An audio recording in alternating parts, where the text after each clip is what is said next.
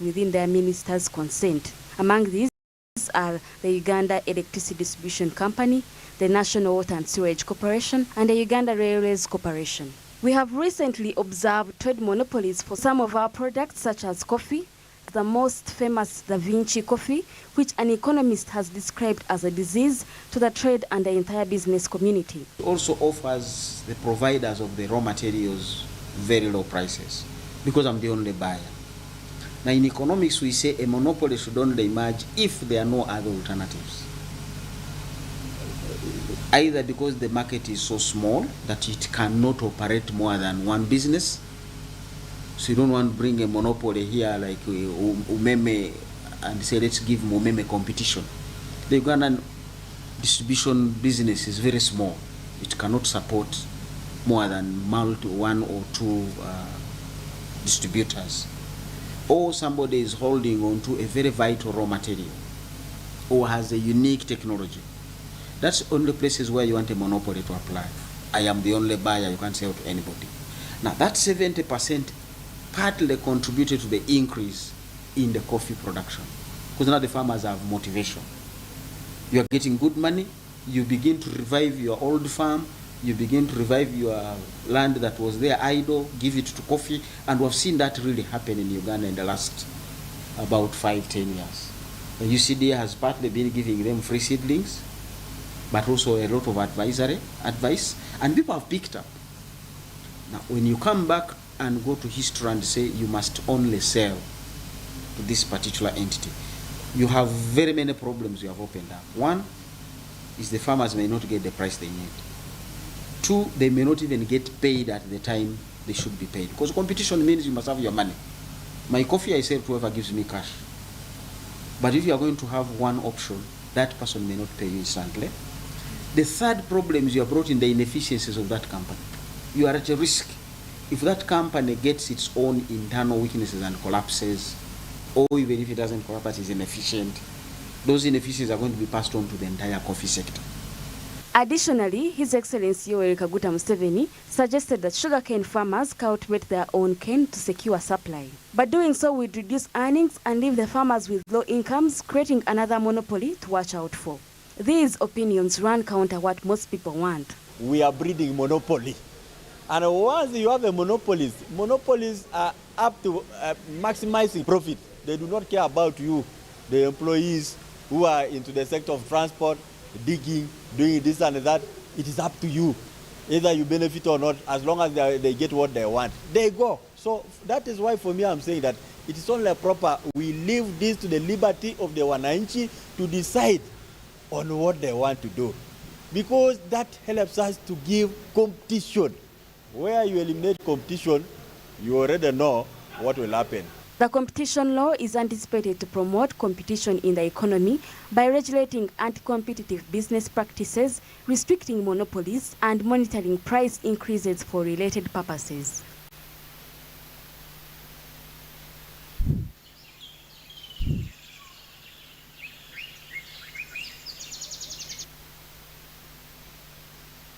That's regarding the aspect of the trade, that's the trade monopolies within the country, Uganda. All right, now away from that, let's head to the tailoring industry. And this time around, we are looking at it in perspective of the textile. Of course, the textile industry, the relationship between the tailoring industry and the textile industry in terms of its productivity. But this time around, the stakeholders within the tailoring industry are urging the government to regulate the prices of inputs that they use into the production of their fashion-related attires. Let's have the details of this report.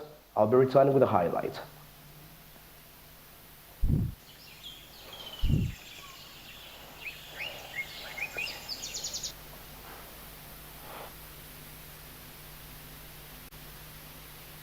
Uganda's current infrastructure for manufacturing textile is underdeveloped and unable to meet demands from the industry. Consumers who are ready to buy will be easily accessible to new investments in Uganda's textile industry, not just in Uganda, but also in its bordering nations where the export of clothing is on the rise. Speaking locally, the state of the textile infrastructure is extremely important for sectors like tailoring, which is a significant industry.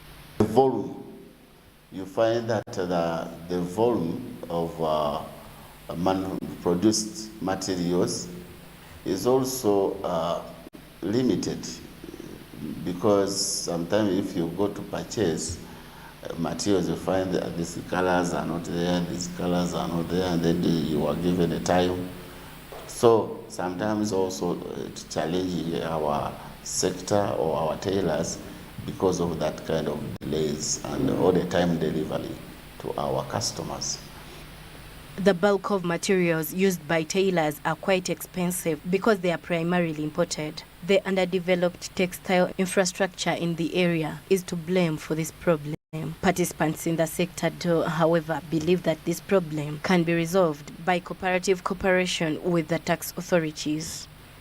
We are in understanding to see that we have a room to discuss how we can handle, so that the tailors enjoy, or the tailors getting business from affordable materials. Because if you buy a meter of a fabric and you are going to design, let me say, a shirt, you'll find that the cost of the materials, it is expensive rather than buying a ready-made product. So we are trying to see that we discuss and see how we can harmonize. Speaking to other players in the industry, prices of inputs required in production are high, which is a major challenge towards profitability in the industry. What about the material we use? The material we use is so expensive, whereby someone will come and tell you that, I want you to make for me a dress, but that person, you tell her or him that I need this amount of money, but you tell it is very expensive, not knowing that the material you use, it is also expensive. That means you're not going to use this only this cloth, but you use the threads, these machines, you have to operate them. The government can assist us, like the way I hear that they are giving out the money to people who have skills, who are skilled, who also have skill, like in tailoring, are also skilled people. So we need that help also. We need that money. The tailoring business has the ability to improve living conditions and prospects of families living below the poverty line by enabling parties involved in both local and urban settings establish sustainable incomes, improving income per capita.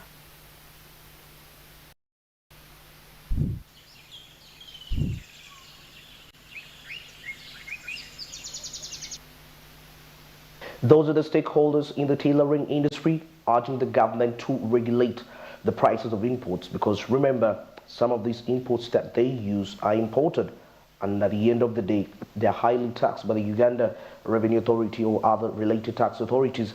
So in that way, that makes the cost very high, which at the end of the day influences the final product price range right there. But they believe that through negotiation with the tax authorities, this can be sorted out, and of course business can run smoothly once again. All right, now let's head to intellectual property as a tool for business. As intellectual property rights protect business assets that may be integral to the core services that's of the overall long-term viability. SMEs and MSMEs have embraced the use of these rights, for they use these rights as an economic tool in business that contributes to the value and success of any business. Of course, it also improves the market share and achieve competitive differentiations, thus enabling business integration. Let's have the details. A business's intangible assets, such as trademarks, trade names, designs, and automated business processes, are protected by intellectual property rights. They make it easier for acknowledgement to be shared and for businesses to operate globally. They also allow business owners the chance to share their creation with little competition and preserve their competitive advantage. Additionally, they allow business owners to control the monopoly of their products and services. Business owners should especially stress the importance of registering their trademarks, because by doing so enables them to immediately shut down their operations in the event of trademark infringement and misuse. Of putting your product on market and coming up with your brand, which helps you to be identified that your product is coming from place A. So this intellectual property will allow you to put your product in the market and exploit without competition. And whoever will buy your product will recognize that it is coming from company A, B, or C. So it helps you to take monopoly of the market while you are being protected. So you will earn enough income and you'll employ other people. Of course, government will also benefit by getting taxes from that initiative of a company or an individual. A product on the market, you think of a name or a brand, then you register it with URSB. After registration, then you have a certificate. That certificate of registration makes you have your, it's like a land title. If you have a certificate, you will have got it, and you will be defended and protected by government, and you will exploit out of your name. Registration of intellectual property rights such as trademarks offers additional security for business operations, giving business owners the confidence to oversee all firms. When conducting business, one should definitely take into account complete ownership and security of the company, as this prevents the duplication of one's work and effort. Most people who have their brands, that you go please and register your trademark.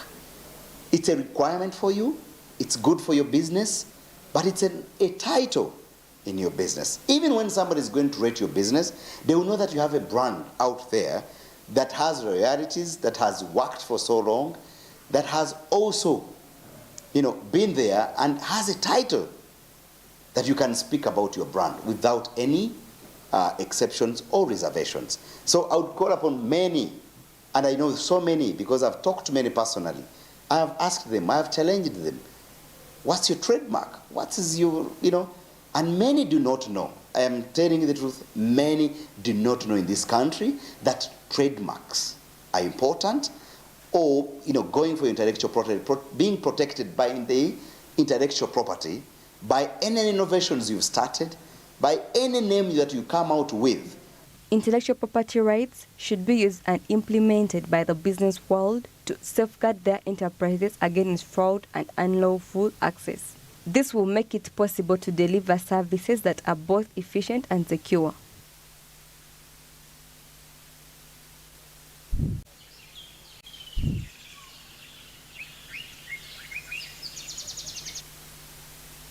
All right, that's regarding intellectual property right there.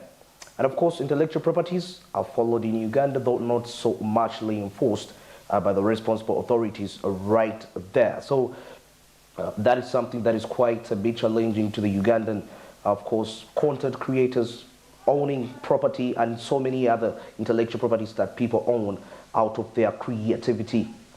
And of course, Uganda signed the World Intellectual Property Organization Patent Law Act. That was in 2000. But till date, it's not been ratified as yet. All right, away from that, let's say to the aspect of course, food storages, getting to understand how best the foods can be secured and ensure food security within the country. Let's have the details. Uganda produces more food than it consumes. Yet access to nutritious food is still hampered by poverty, particularly in the east and north. Additionally, since food prices tend to increase during shortages and affect both food security and accessibility, reserves would be used to keep food prices stable and protect households from food poverty. Uganda must develop an effective long-term plan for ensuring food security during emergencies. This is something that is strategic for our economics, for our social, but also democratic stability. Because in the case of an inflation and a food inflation, just like what we are going through now, governments draw from the national strategic food reserves, the food, basic food, and release it on the market.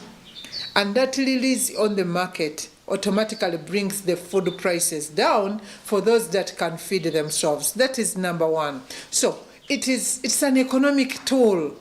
You know, the problem, we think that economics is solved by physical tools alone, but strategic food reserves is an economic tool that can help government manage a food inflation. In silos, a silo system, a national silo system that will help us to store grain and cereals all over the country. This is key so that our farmers can benefit from the prices that get higher. Currently, our farmers, they sell immediately from the harvest, and it gives them a low price. Contrary to Uganda, nearby nations like Kenya, Tanzania, Ethiopia and Rwanda have strategic food stockpiles that assist stabilize prices amid changes in food prices and give food relief to the most vulnerable. Originally possessed food reserves, but they were later privatized. At the East African level, we have a commitment to establish and operationalize strategic food reserves. But also the Council of Ministers under the African Union, having looked at the results of the Comprehensive African Agriculture Development Program report, BINIO report, that Summit considered early this year, they realized that actually so many partner states and member states of the African Union are not meeting the commitments to end hunger, as basic as that. In the East Africa, it was only one country that really met that commitment, and that was Kenya. The rest of us were off track. Our preparedness needs to be scaled up. We really needed to boost our capacity in terms of provision of storage facilities whenever we realize bumper harvests.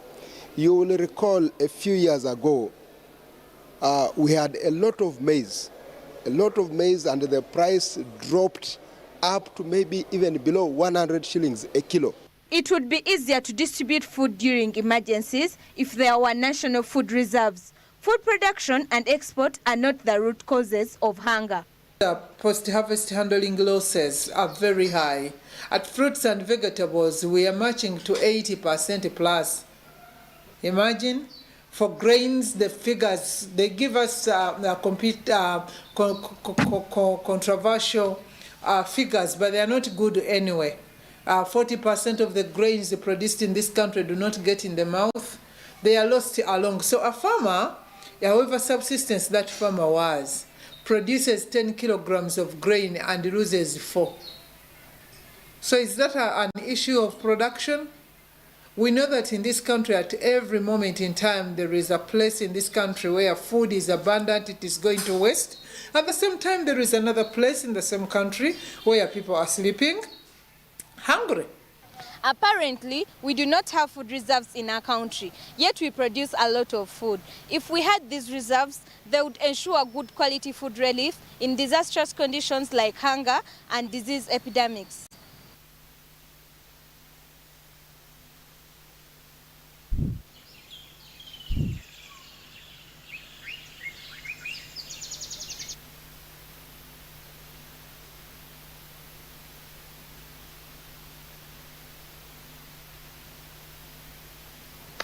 All right, that was regarding food reservations. And now let's wind up the SMB News Recap this morning as we review a report on savings in the country.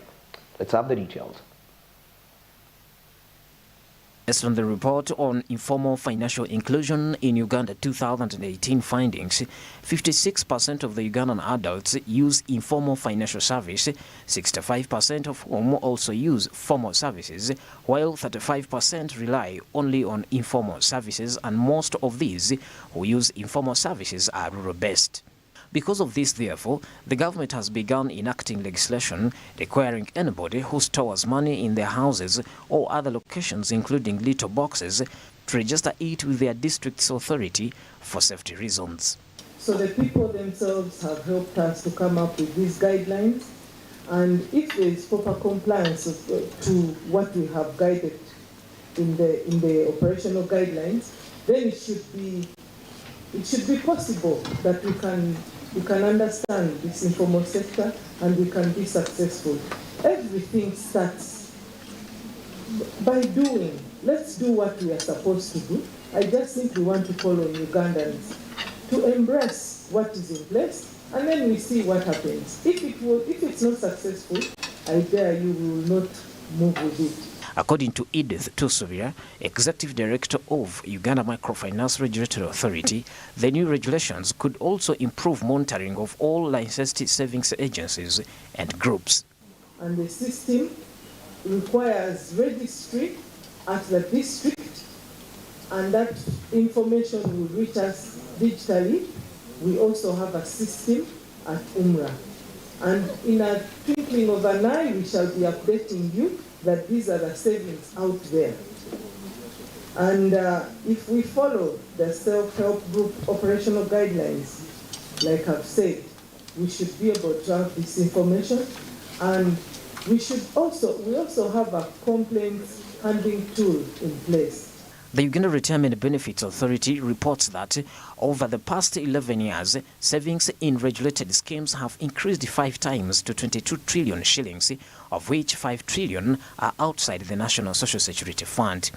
Rita Nansazi, the Director Legal Affairs at Urebra, also credits the development to fostering confidence through improved regulations. That citizens can save for their retirement with the little they have. Any citizen can now save with a licensed retirement benefit scheme, starting with as little as 2,000 Uganda shillings. Under Ubra's strict regulatory environment and supervisory framework, savings are prudently invested and supervised. Citizens have the confidence now to save with the licensed retirement benefit schemes. FinScope 2018 Informal Financial Inclusion Report indicates that 75% relying on informal services only are even more likely to save with a saving group than those who rely on both formal and informal services.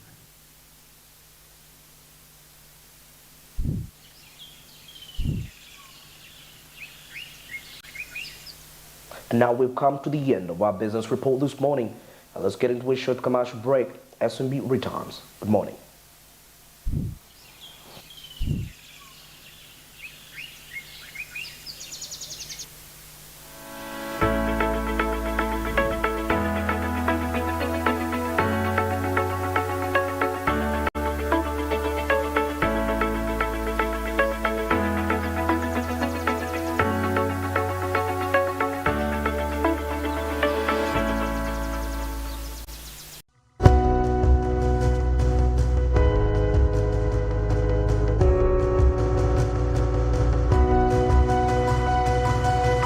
Smart 24, driving business.